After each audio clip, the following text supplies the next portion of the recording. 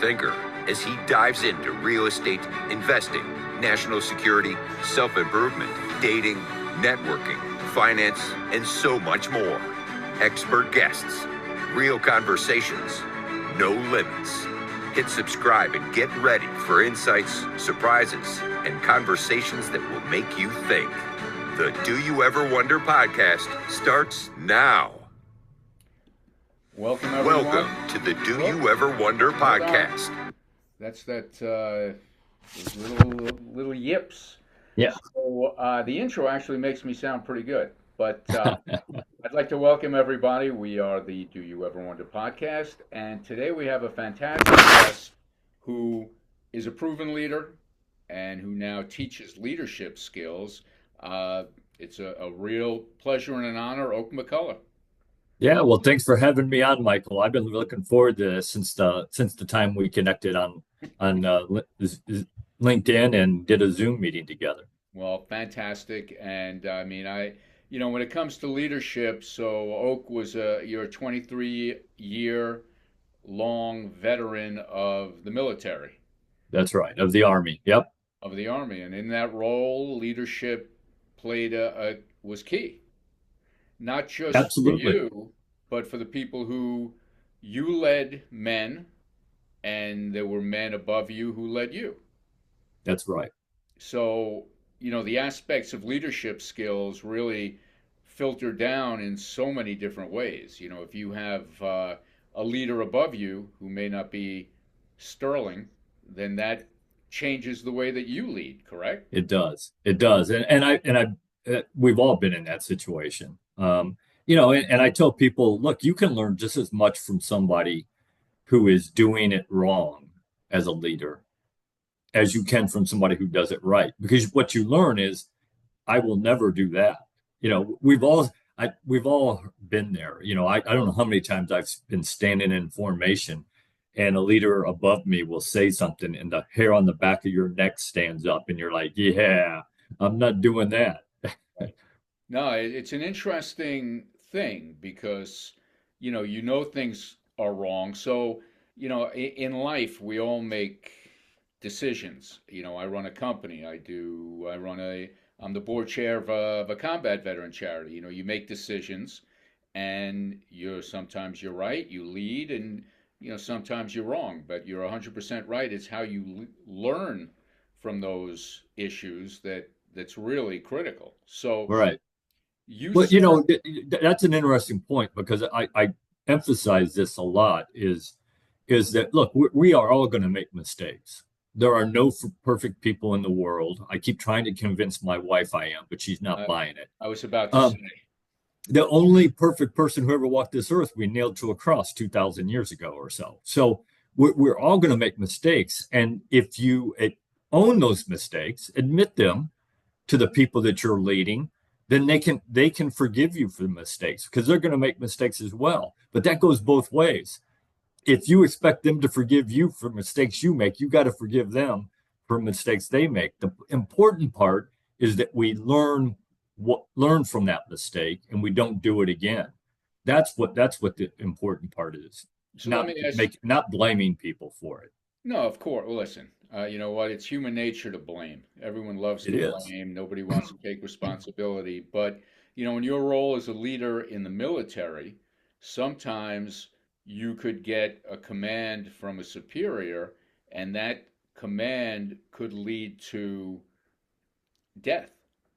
And how does, you ask, people should forgive mistakes. There are mistakes like, mail that overnight or mail that today, mail it, that's a leadership decision on one level. But, right. Is it easy to forgive a leadership decision when it can lead to, particularly if the hair on the back of your neck stood up when you heard that command, how do you forgive that?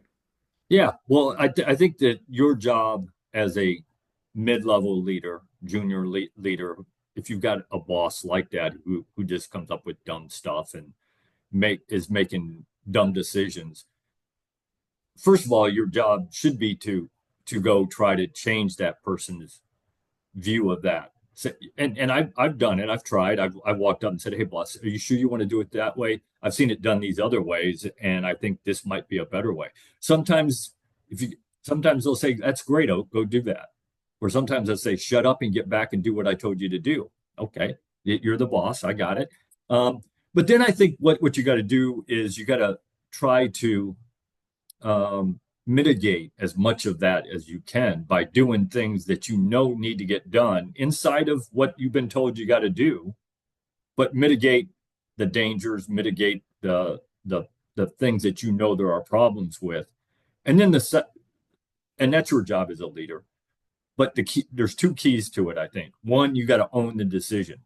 If your boss tells you to do something and you've got to do it, you got to own it. You can't just walk back to your guys and gals and say, "Hey, the boss says we got to do this. This is stupid, but we still got to do it." That helps nobody. And then you got to shield as much as possible the people that you lead from whatever above that you can shield them from. You be the one that takes the brunt of it and let them just do their job the way they know how to do it. So, does ego get in the way of leadership? Absolutely, it does. And look, we want people to have an ego, and everybody has an ego. Anybody who tells you they don't have an ego is lying to you and to themselves. Of course. Because everybody has an ego, and we want people to have an ego because that's what drives people to be successful. That's what drives them to be the best at whatever it is they do. But good leaders know when to put that ego aside. Because I don't care how long you've been doing what you're doing, you don't have all the answers. You don't have all the knowledge. You don't have all the skills and abilities. Good leaders know when to put that ego aside to use the talents, skills, abilities, knowledge of the people that they have the privilege to lead. And it is a privilege to be the leader. And unfortunately, too many leaders today have forgotten that. But if you do that, if you use their knowledge, skills, and abilities, you build trust with them. You foster creativity. Because if you as a boss tell somebody how to do something, do that this way, do it now, and you don't give them any room to make any of their own decisions, no creativity happens there. They're going to do exactly what you told them to do when you told them to do it, and then they're going to be done. If you use their skills, talents, and abilities and give them the authority to make some decisions based on that, that's where creativity happens. That's where they're going to surprise you with the way they will do things. Will they do it the exact same way you would have done it? Probably not. Who cares? And the analogy that I always use on that, Mike, is I say, if you got to get me to the number 9, we got to get to the number 9. Why do I care how you get there? 7 plus 2 is 9, but so is 6 plus 3, and 5 plus 4, and 8 plus 1. I don't care as long as you stay inside my limits that I put on you. Just get me to 9. That's an interesting point. I think so. Being a parent, I think, is the ultimate leadership role. Absolutely. And I remember back when my kids were young, and my daughter would be trying to do a math problem, and there were 4 different ways to get there, and whoever was helping her said, "You have to do it this way." Number one, it wasn't the way the teacher taught it, and number two, there were 4 different ways to get there. And when exactly to your point, you're taking away not just creativity, but you're taking away confidence. You're taking away the ability to think. I think that's become an issue in today's. Oh, absolutely, it has. Absolutely, it has. Yeah, we have stifled all creativity. We stifled all initiative with people, and there's no need for it. The reason it happens is because people have an ego, or they're so afraid that somebody's going to make a mistake that's going to affect their career that they aren't willing to let them do things on their own. And I'm not saying once you give them the authority and you give them the resource and everything, you wash your hands of it, because you're still ultimately responsible for everything that does or does not happen in your organization as a leader. You don't get to pick and choose. well, that went really well. I'll take credit for that. That didn't go so well. I'll blame Michael for that. That's Sorry, interesting. that's not leadership. So, can you be a good leader if the premise that you do your job under is cover your ass? No, I don't think you can be. I think you can. I think again, if that's the premise that you operate under, then you're not going to have any trust with the people because they know that the first time something goes wrong, you're throwing them under the bus. 100%. Um, and my philosophy on that was always this: if my organization accomplished what it was supposed to, then I went to my boss in front of my people, or I had him come down in front of my people, and I said, "Hey, boss, look what my guys and gals did, and Joe, John, and Mike did a great job. If we didn't accomplish what we were supposed to do, then I went to my boss and I said, "Hey, boss, I messed up. Even if I wasn't the one that messed it up, it doesn't matter. You're the It's leader, my responsibility." of And I course. say, "And this is how we're going to fix it." And a good leader says, "Okay, then let's fix it. Let's learn from it, but let's fix it." Because my philosophy has always been, I don't care if you made a mistake. We're all going to make mistakes. And I had a boss one time who told me, "Oak, if you didn't make a mistake today, you probably didn't do anything." Right. What he cared about was, what did you do after you made the mistake? Did you blame somebody else? Did you try to hide it? Or did you take responsibility for it? And let's come up with a way to fix it. And that's the philosophy I adapted because I thought that was the right way. And that's why you were a true leader. Taking personal responsibility for things is such a lost art that it's It's a difficult. dirty word in today's world. Yeah, yeah. Whether it's leadership by example, that's you don't see a lot of that. But let me ask you a question. Since you were, I watch the news, and you were in the military. If a leader tells you to say something based on how they want something to be perceived and information transmitted, and you know for a fact that it's not good and should not be the way, it's really not good, from a perspective of national security.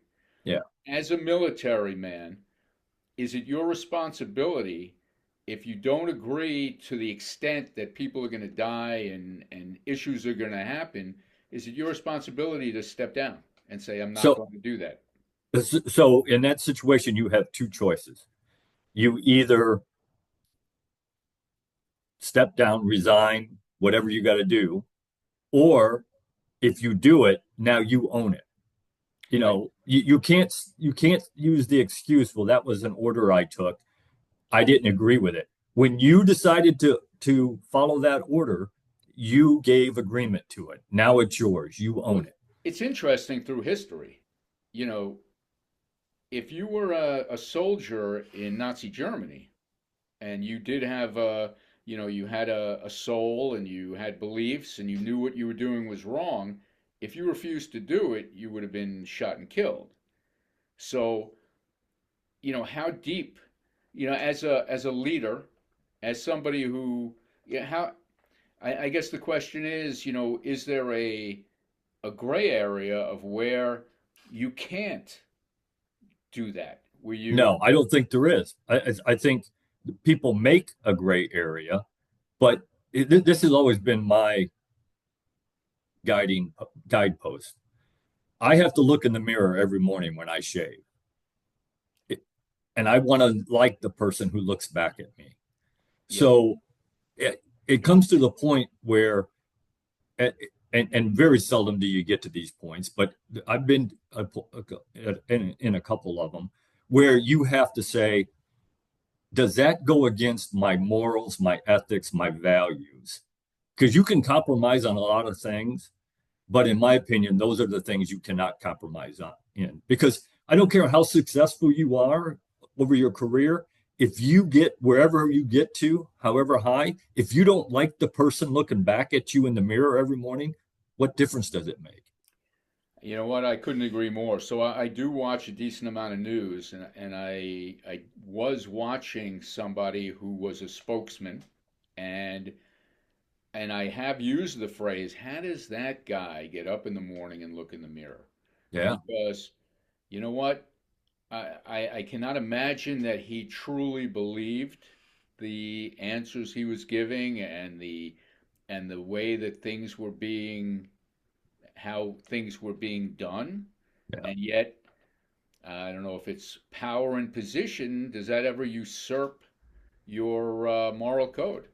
Yeah. For some people, it does. They're willing to do whatever they have to do to get to whatever their goal it is in their life. And I was never one of those people. I always went back to my values. And that's what I tell young leaders all the time. Anytime you got to make a choice, go back to your values, and that will help you make the right choice. And look, leaders have to make choices that aren't always in their best interest. Might be in the best interest of the organization, it might be in the best interest of people that you're leading, but it may not be in your best interest. You still have to make the right choice, because good leaders do what's right because it's the right thing to do, not because it benefits them or that somebody's watching or somebody's going to check up on them. People are watching and they are going to check up on you, but that's not why you made that choice. You made that choice because it was the right thing to do, and that's what good leaders do. So somebody who makes the expedient choice is not really a leader. I, yeah, have we all been there? Probably, and we've all probably done that, but that's not what you should do. You should think through what is the best interest of the organization, of the people that are going to be affected by this decision. Now, you still might have to make a decision, that it may affect somebody in your organization negatively, but you got to make, that's got to be a conscious decision to do that. It on the battlefield, you make decisions all the time that could lead to somebody's death. You still got to do it, right? But you got to try to mitigate it, and you got to try to make the best decision. One of the worst phrases that used to drive me absolutely crazy when I was in the Army is I heard people say all the time, "Good enough for government work." I say that all the time. That's so funny. And I used to tell people when they would say that, good enough for what? Good enough for that man that you're going to send to attack a machine gun nest, for his wife or his daughter or his son? Who is it good enough for? Now, look, I got it. We all come to a point where you got to make a decision. And at that point, you just got to make the best decision possible. It may not be the perfect decision, but it's the best decision possible. But until you get to that point, you need to keep wanting to do a better job making a decision. You don't just say, well, that's good enough, and let's move on to the next thing. I've never lived that way. That is so funny. I mean, so often things are mediocre, and I'm like, oh, good enough for government work, But yeah. So very few of us are the ultimate decision maker. I mean, I'm not the ultimate decision maker in my marriage, no. But if you look at government, let's take government. Very few people are the ultimate decision maker. The president is, the cabinet members are. So when you're told to speak to a certain subject, if you don't, you're going to lose your job. But if you don't, someone else will come in. Here's another example. Someone else is going to come in and tell the story the way they want it to be told. So if you don't do it, somebody else will. So as a leader, do you sacrifice everything? So, listen, high-level government workers are going to get great jobs in the public sector regardless. Yeah. But, do you give up all your work because you don't agree with something and knowingly that someone else is going to come in and do what it is that they want you to do? So again, I think you got to go back to your values and your morals, and if it's going to violate that, then you got to say no. If it's not going to violate that, then you might be able to make a compromise, and again, try to mitigate down the road what it is that you have to do. But if it violates your values, what you actually believe in, then I think you got to say no. And if that means you lose your job, then that's what means you lose your job. Right. Very interesting. So now, are you a religious man? I am. So now Yes. are you're Catholic? I'm Catholic. Yes. I didn't grow up Catholic, but I am Catholic now. Okay. Yes.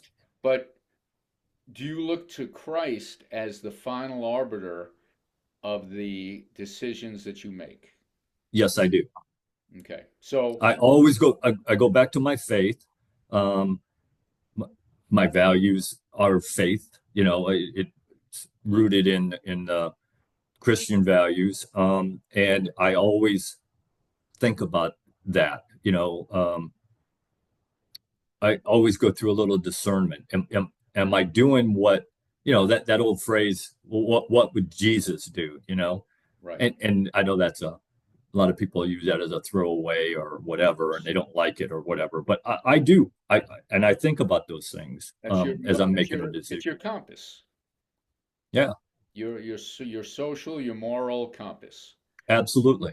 So as we become more of a secular society, I think that's changing. I read about that today. I think they said that more people are going to the church Yeah, than had been. yeah, Now, I'm not sure why that is, but that's a good thing. it But is a good thing. knowing that there are a lot of people who, are not religious, what's their moral compass? Yeah, I think that's what that is in in your job, and hopefully it bleeds over into some of their civilian life, their life outside the job. Um, a leader's job is to build the culture of their organization and then teach that culture, get everybody to agree and live inside that culture, at least at work. And I think that, again, cultures should be based on values. And so I think if you can do that, then because I believe 100% that my job is not only to make a better worker in my company, but to make a better person. And part of that is some values, some morals, some ethical decisions. Teach them how to do those things, and you do that through your culture. And I, you know, too often today I see leaders who think that they just put a bunch of words on a wall. That's our culture, but that's not what you live. That's not what you teach. That's not what you practice. That isn't culture. That's just art. Right. To be the culture, you actually have to embed that in the organization. It's interesting when you listen to some people speak, it's rhetoric, it's words, there's nothing behind it, like this will not stand, whatever it is, whatever the Yeah, throwaway phrase is. And, if people know that what you say is not what you mean, if people don't believe in you as a leader, then you got nothing. yeah. Integrity. It's all leadership. All starts with integrity. And Yeah. what I tell young leaders, especially young leaders, I'll tell all leaders this, but especially the young leaders, integrity and personal courage. Because if you don't have personal courage, then when you come to a point where you have to make a decision and it's going to involve your integrity, if you don't have personal courage to make the right decision, even if it's not in your best interest, you're going to take the easy way out. If you have personal courage, you'll make the right decision no matter what. You know what I always tell my kids? Well, integrity, I'm trying to remember the other word, but you only have one. Yeah, And once it's gone, like I was a bond trader early on, and you dealt with, you had the buyer and you had the seller, and then there was the middleman. So the buyer and the seller never knew. But if you told the broker, you know, I'm buying, and then you broke the trade, you're done. yeah, your word is your bond, and once it's broken, it's very hard to get it back. it And is. And sometimes impossible. Absolutely yeah, impossible sometimes. Sometimes you can work your way back, but not very often. My dad taught me as a kid. Um, he said, if you say one thing and you do another, it is your actions that are going to be believed, not what you said. And if there's that contradiction in there, then you're going to lose trust with people. And look, leadership is about people and trust. Period. End of story. You can throw all the other stuff that you want to that makes it better, makes it nice. But the baseline of leadership is people and trust. And if you understand that, you can lead any organization. It's also the key in business. You have to. Any organization. Listen, I run a networking group, and I always use the phrase know, like, trust. And, it's not until you trust somebody that you're willing to give them the opportunity to work with one of your clients. I always say when we work with a new attorney, thank you for the opportunity to earn your trust, because really it's earned. Yeah.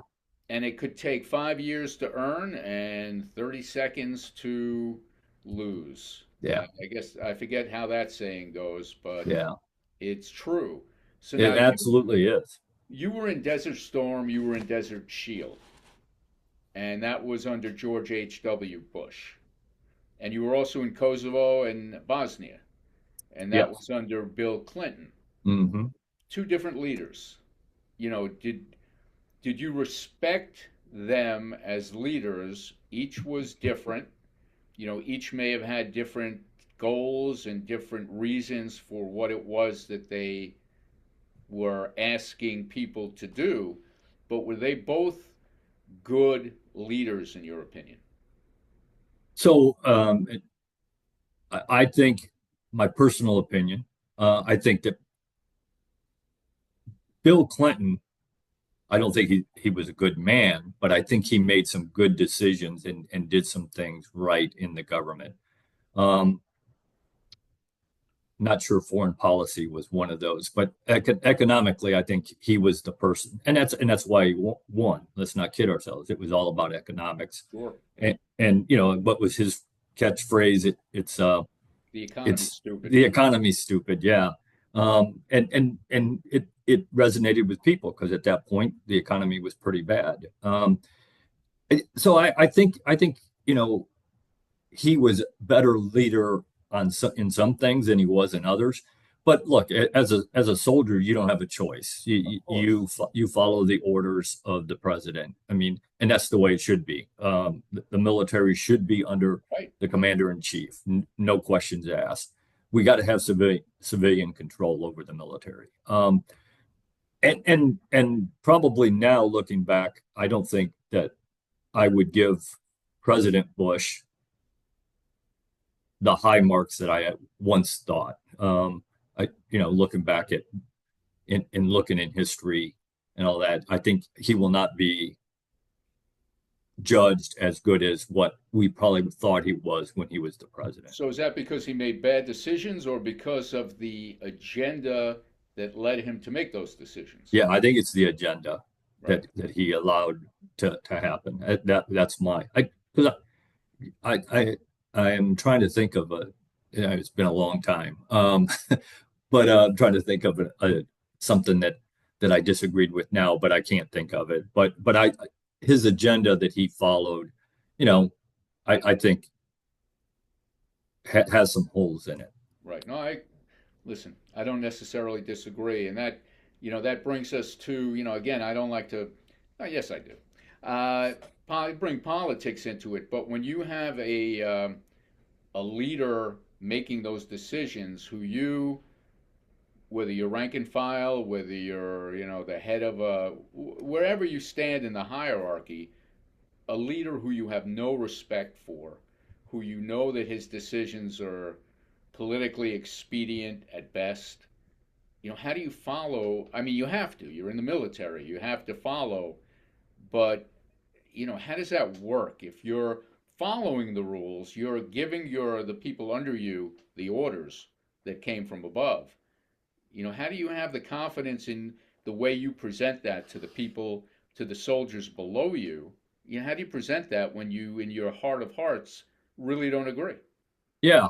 So I think if you get to the point where violates what you believe, then you got to step down. And I don't see that happening in the senior leadership in the Army today or the military. But I think you got to own it at that point. If you're going to do it, then you got to own it, and then you got to try to mitigate as much as you can by the decisions you get to make in doing carrying out that order. Because there's always some leeway there. There's always some room for you to make a decision inside of that decision, and that's where you, as a junior leader, get to try to mitigate some of that bad decision. And I've had to do that, and I think just about every officer has had to do that. Every good officer has done that. That's just that because again, everybody's going to make mistakes, and even if it wasn't a mistake, if it was just a bad decision, then you got to try to mitigate that with the people that you're leading. No question. So we only have very little time left, but tell me a little bit about your leadership legacy. Yeah, so obviously that means something to me. That's what I titled the name of my book was Your Right. Leadership Legacy, Becoming the Leader You're Meant to Be. So to me, your legacy as a leader, and I think it's very important, and people need to think about what their legacy is going to be. For me, it has two parts. It's a very small part of what you actually accomplished in that organization as the leader. Now, that is important because results do matter in the real world. Maybe in fantasy land where everybody's a winner and everybody gets a trophy, maybe not. But in the real world, results do matter. So you got to do that. But here's the problem. If you tie your legacy to what you accomplished, then when the next leader comes in, you leave, and we're all going to leave one way or another. When you leave and the next leader comes in and they change everything, then where's your legacy? So to me, your legacy is that next generation of leaders that you help create, who then is going to help create the next generation of leaders. And that really hit home to me when I was running my Army ROTC program at the University of South Alabama. And I had a guy who worked for me, Master Sergeant David Powell, and I say he worked for me. He was probably a better leader than I was. And one day we were talking about the significance of what we were doing, creating that next generation of leaders, not only for the Army, but for the nation. And he said, sir, great leadership handed down from generation to generation is what develops great nations. And I thought, wow, what a powerful quote. Yeah. And the most powerful part of that quote is this. You can substitute that word nations for anything you want. 100%. A business, a hospital, a food bank, a university. Doesn't matter because every organization, regardless of profession, needs good leadership if you want it to be successful. I'm going to leave it with this. You mentioned a few things you could transfer that to. I'm going to close with this. I transfer that to children. So Absolutely. I always talk to my children about, how I view my legacy, that they are my legacy, that when I die, I don't want a eulogy about, oh, he had this, he did this, he went on vacation, whatever. I want to be remembered as somebody who made a difference, That's who right. made a difference in my children's lives, who made a difference, brought something, gave something back.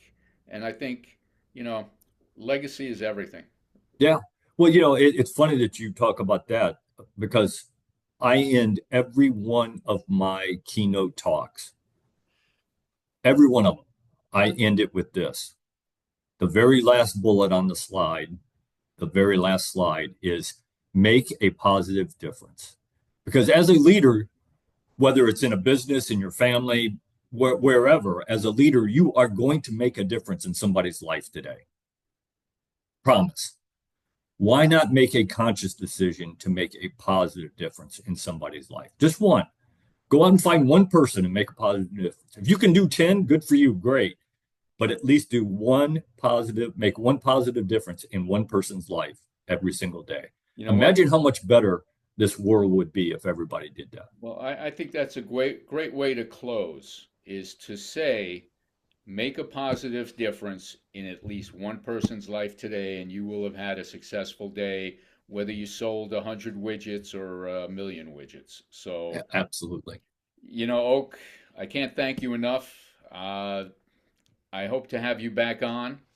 Anytime you want, Michael. You tell me. All right. Well, it was really a pleasure speaking with you and hearing your philosophy. So Yeah, well, I appreciate you having me on and would love to come back on sometime if that's what you want. Beautiful. Thank you. Thanks for tuning in. See you next time. That's a wrap for this episode of Do You Ever Wonder? Thanks for listening. If you enjoyed the